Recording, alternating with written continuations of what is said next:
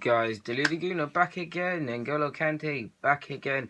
Yeah, back again. Let's just say that one more time. Back again. It sounds good, doesn't it? But yeah, on my channel, guys, I'm not trying to tell you or teach you what to think. I'm just telling you to think. In life, in society, not to this is about football, but we always see how we're given masses of information and we're seeing fake news, and it's not about being right.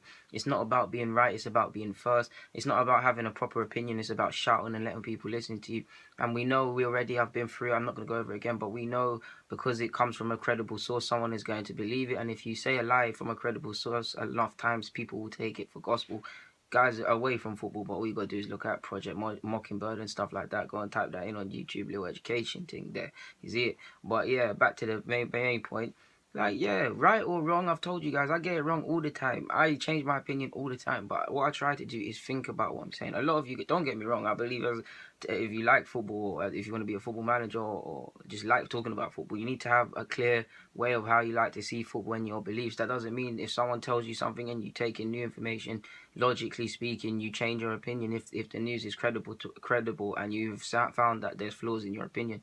That's fine. That is what you should do. It's not about being right. It's not about being wrong. It's just about talking about football. Like I said, a lot of people go off of these pundits and these popular people and talk their nonsense and go on with their opinions. But you need to think. You need to be critical. When someone says something, be critical. Even me. You guys are all critical in my comments. And that's how it should be. If I'm talking stuff, yes, praise me and things like that if you see fit. But if I'm chatting, pardon my language, shit, then you like, I deserve it same way. That comes with, that's the rough and the smooth you have to take when you put your opinion out on things. Well, on a general thing, like that's just how it is. If you think there's flaws in my opinion, with some of you guys, I like a debate. When you guys get in my comments and think with things, don't get me wrong, it still doesn't change my opinion, and I don't feel some of you get it sometimes. But I can see your points of view, and a lot of you that don't even agree with my opinion say, while I don't agree, I can see where you come from. That's what it's about. It's not about being off the cuff and things like that. Just think, whenever you see these pundits talk on social media, on Sky Sports, BT, all of these guys, I'm plugging the mainstream there, innit? Where's my deal? But yeah, all of them things, social media, Facebook, Twitter, Instagram, whatever.